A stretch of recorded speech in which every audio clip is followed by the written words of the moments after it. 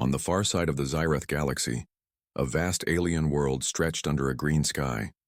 Towering cities of metal and crystal shimmered in the faint sunlight. Alien creatures moved in organized chaos, their sharp eyes scanning the horizon constantly. They were warriors by nature, a society built on power, fear, and control. Suddenly, the sky tore open. A massive silver ship appeared, gliding silently over the alien cities. Its design was strange, unlike anything the aliens had ever seen. The ship did not carry the colors or symbols of any known empire. Its metal shimmered with a strange living glow. Panic spread immediately. Alarm sirens echoed across the planet. Citizens and soldiers alike stopped in their tracks, staring upward in fear and awe. From the tallest palace tower, the alien queen observed.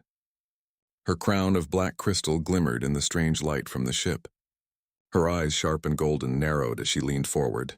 "Send the guards," she ordered. "I want to see them personally." On the ground, humans emerged from the ship. They were tall, with strong bodies and calm expressions. Their armor was simple but practical.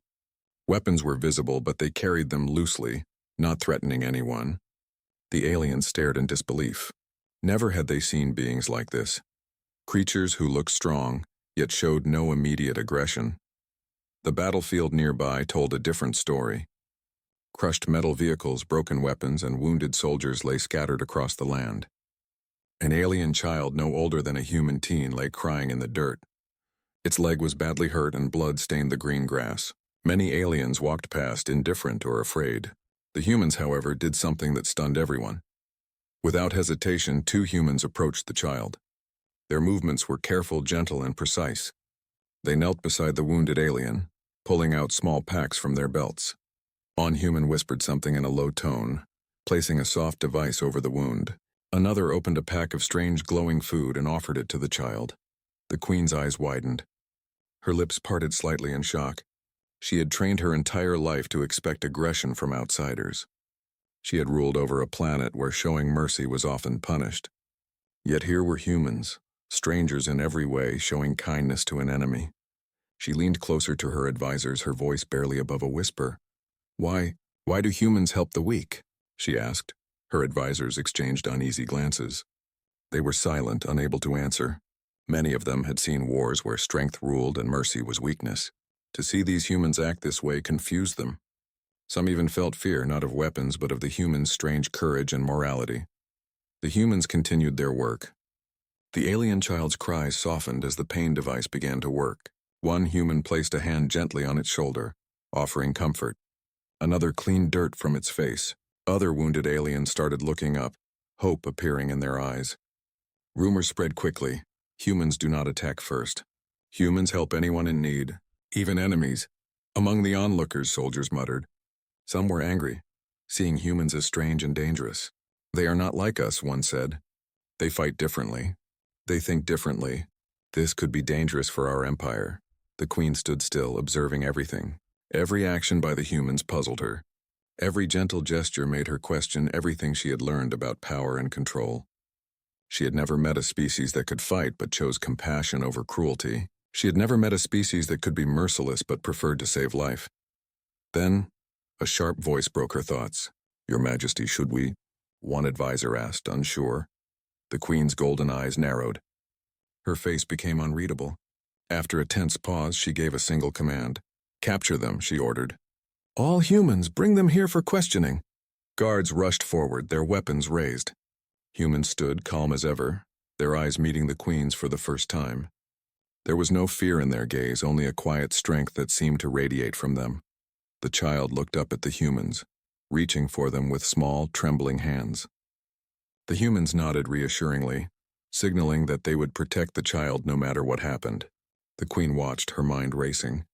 These humans, so calm, so fearless, so strange, might be the most dangerous creatures she had ever seen.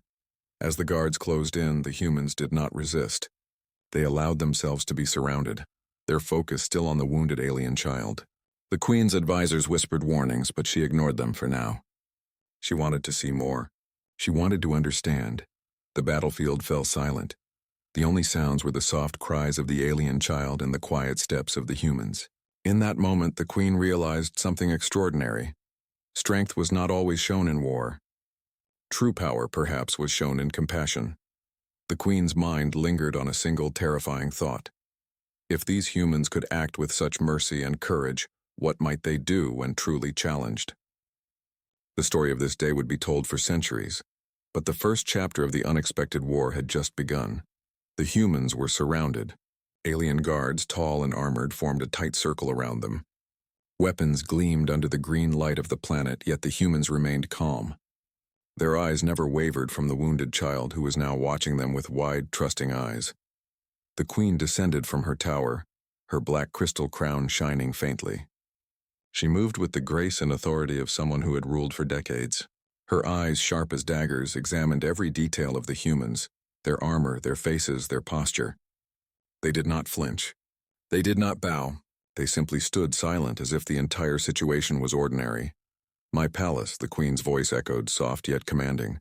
"You will answer my questions. Why do you help the weak? Why do you not fight like all others?" The humans stepped forward together, one of them gently picking up the injured alien child. The Queen's eyes widened further. She had not expected them to even look at her authority. She had expected fear, respect, maybe even submission. But not this. Defiance mixed with care. One human spoke, his voice steady and calm. "Because life is important. Every life. Strength alone is not enough to rule. Compassion protects what strength cannot." The Queen tilted her head. She had ruled through fear for centuries, through the threat of death and punishment. No one had ever spoken to her in this way. She felt a strange stirring inside her, a mixture of curiosity and unease. Her advisors whispered among themselves, "Your Majesty, they are strange. Their words, their attitude. It could be dangerous for your empire." The Queen ignored them for a moment. Instead, she directed her guards to bring the humans into the palace. The halls of the Queen's fortress were vast, lined with towering pillars of black crystal. The air was cold and heavy, filled with the scent of alien incense. Humans walked calmly, holding the alien child gently. Their steps echoed in the palace, yet there was no sign of fear. The Queen followed behind them, her curiosity growing with every step. She had ruled countless species, and she had seen fear, bravery, and cunning, but never this, humans who could be strong, brave, and merciful all at once. In the grand chamber, the humans were placed in front of the Queen. Statues of ancient conquerors lined the walls, eyes seemingly staring down at them. Alien scribes began writing, recording every movement, every word. The Queen studied the humans closely, looking for any sign of weakness, any crack in their composure. She found none. "Your actions are strange," she said finally.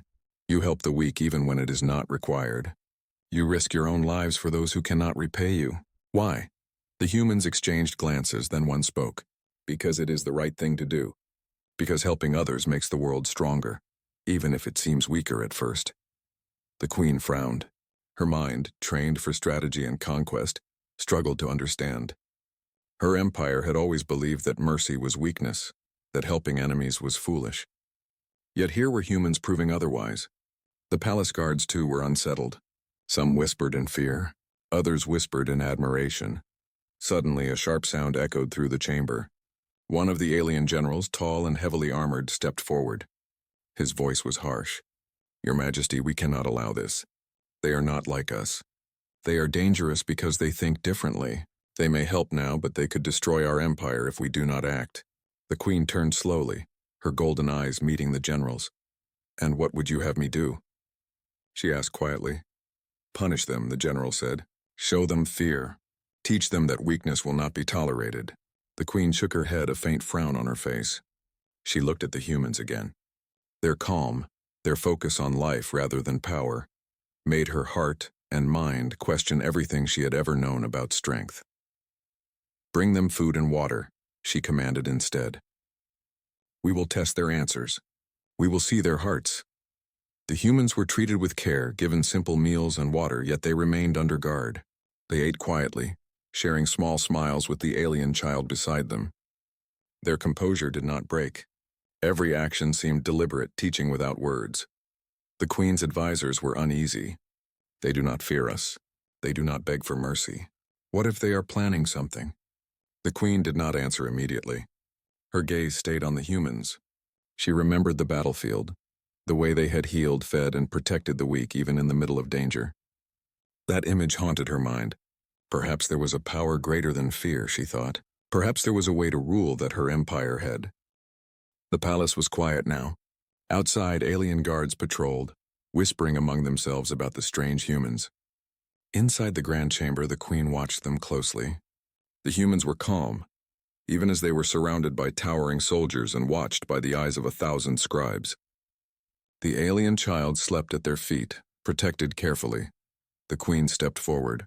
"Tell me," she commanded, "why does your species care for the weak?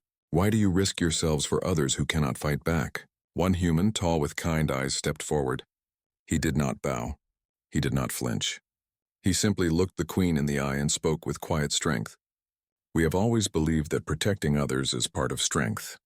Helping those in need does not make us weak, it shows who we are." The queen frowned. She had never heard anything like this. She had always ruled through fear, through strength and dominance. Her advisors whispered nervously, some even shaking their heads. "Your Majesty, do you not see? They are strange. They could be plotting." The queen ignored them. She wanted to understand. She motioned for the humans to continue. "On our world," the human said, "we fight when we must. We conquer when we have no choice. But often we win because we protect each other, even when it is dangerous. When we help the weak, the world becomes stronger and enemies sometimes become friends. We call it trust." The queen tilted her head. Trust. She had ruled an empire where trust was rare, where betrayal was normal. Could such a simple idea be powerful? Could compassion be stronger than weapons? Another human spoke, a younger one with dark hair. "We do not help for reward or praise. We do not help to show strength. We help because it is right. Because every life matters. Even if helping seems dangerous, it is always worth it." The queen's golden eyes narrowed. Her advisors murmured. Some laughed nervously.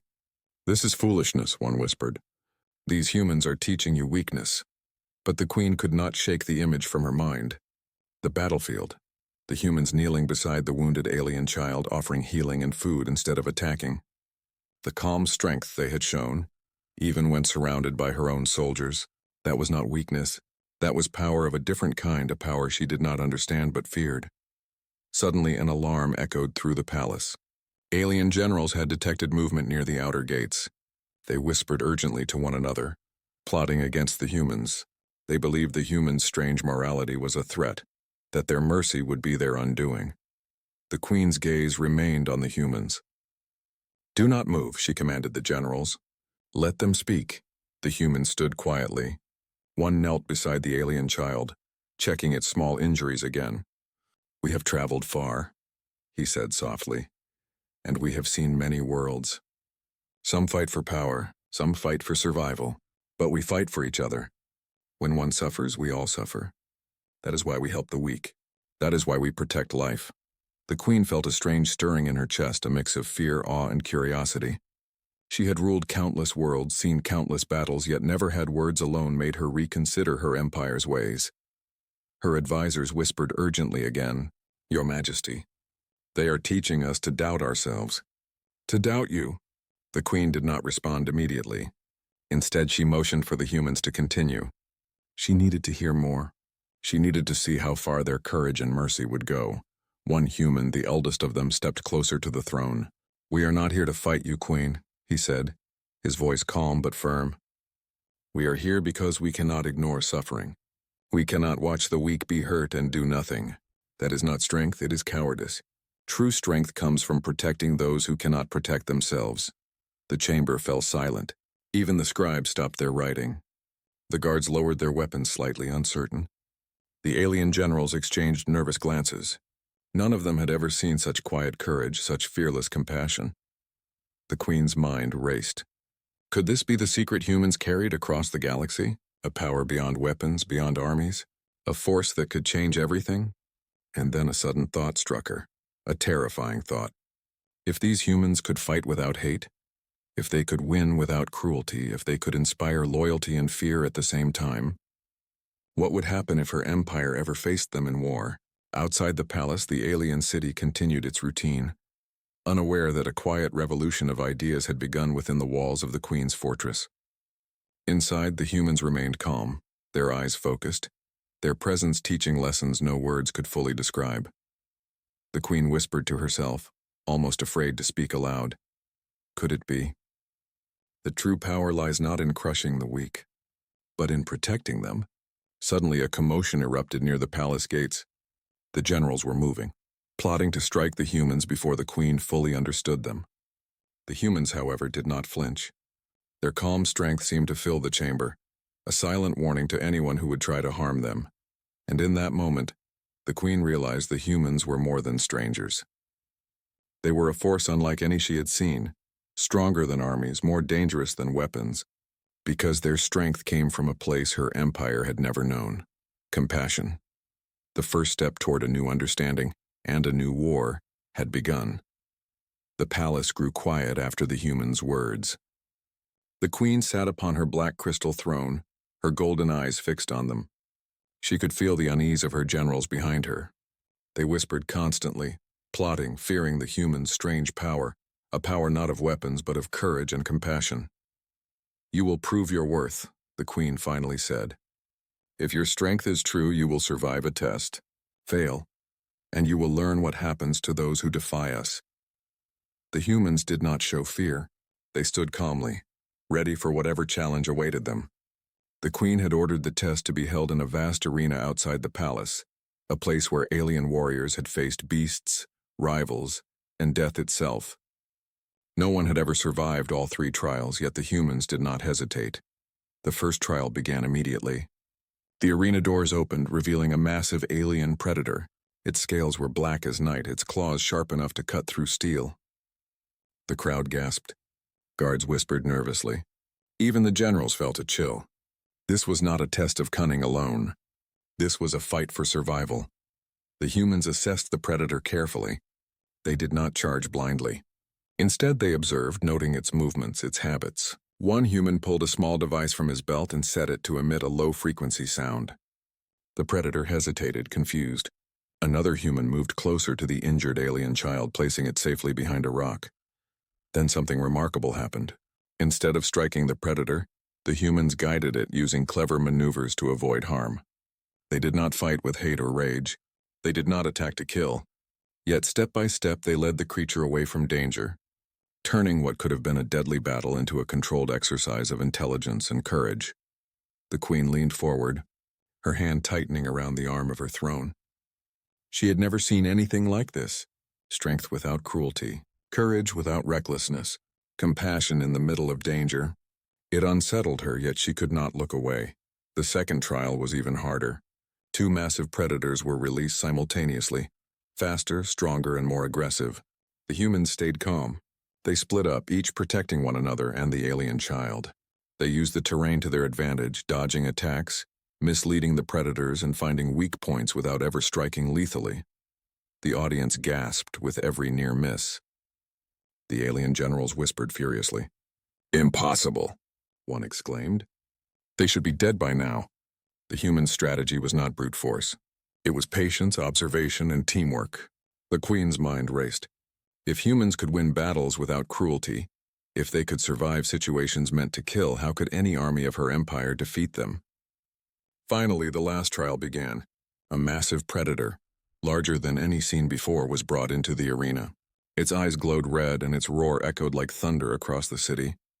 The generals expected the humans to panic, to fail, but they did not. One human stepped forward, facing the beast alone for a moment. Then calmly he signaled to the others. Together, they executed a plan that no one in the audience expected. They guided the predator through obstacles using clever tools and their own agility. The beast tried to strike, but the humans moved in perfect harmony, protecting the alien child and each other. Slowly, the predator was contained, not killed, not hurt, merely controlled. The crowd fell silent. Guards lowered their weapons. The generals stared, their faces pale. The queen's breath caught in her throat. She had never seen strength like this. Not in her armies, not in her warriors, not in any conqueror she had faced. The humans did not celebrate.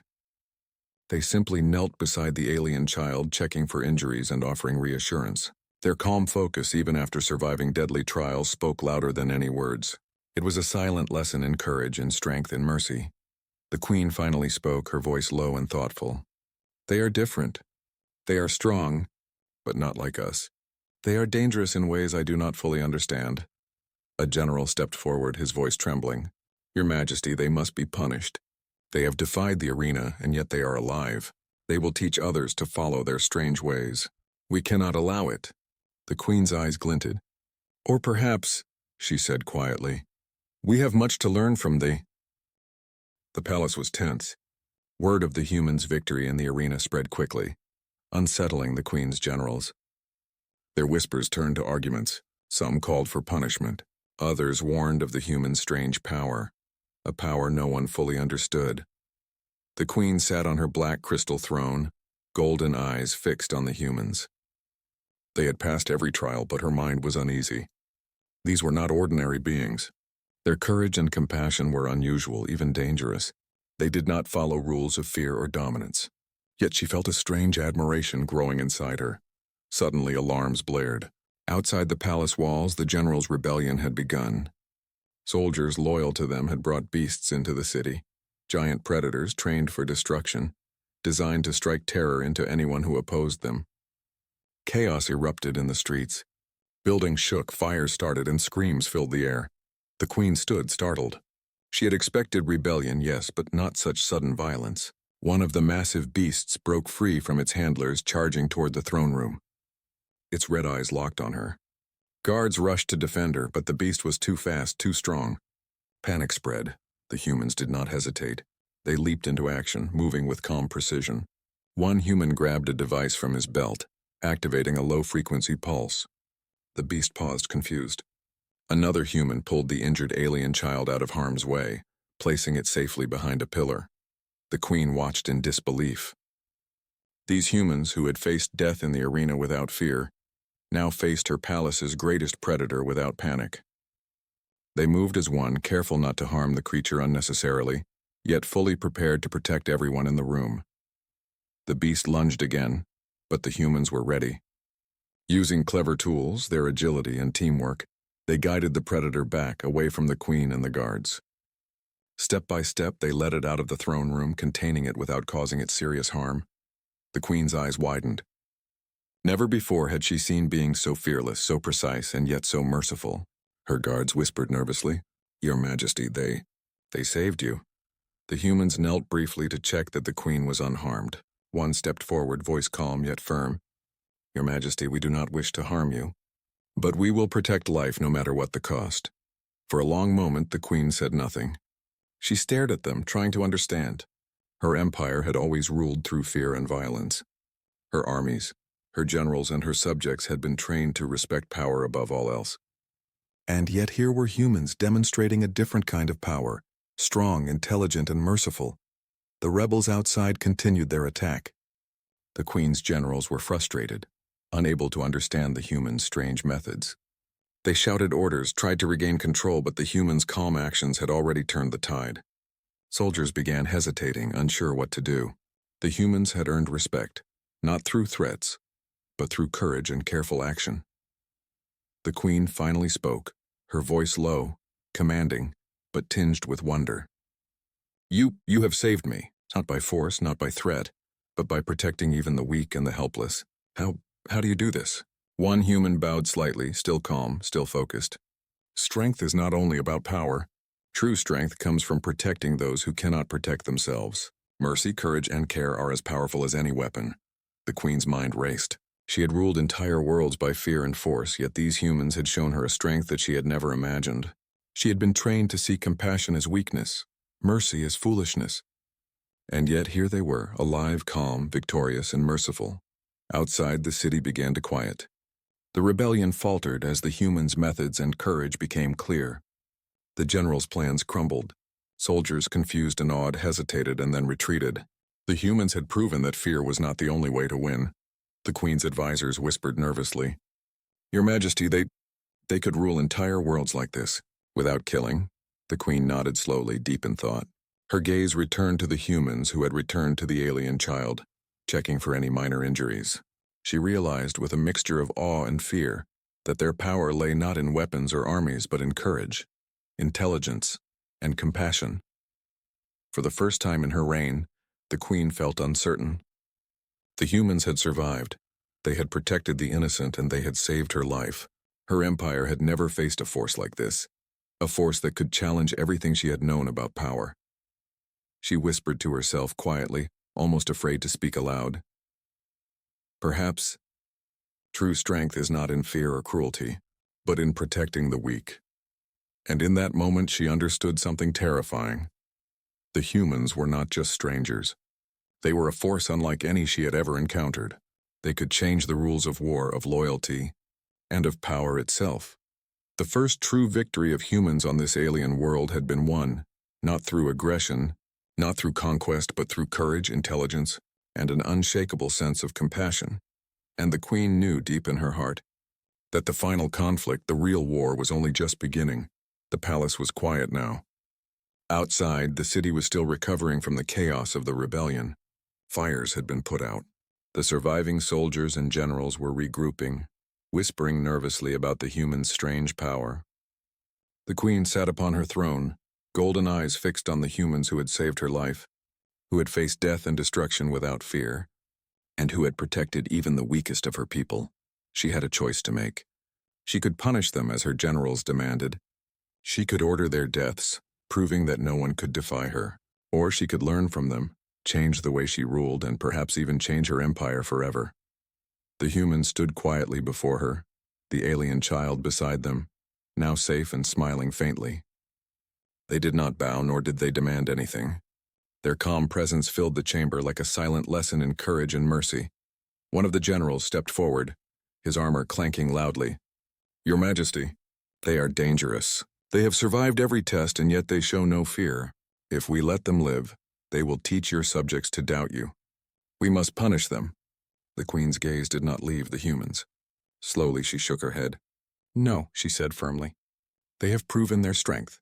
Not through weapons, not through fear, but through courage and compassion. They have saved lives, including mine. I will not punish them." The general stared in shock. Whispers filled the chamber. Some muttered angrily, others looked confused. The humans, however, remained calm, their eyes focused on the Queen.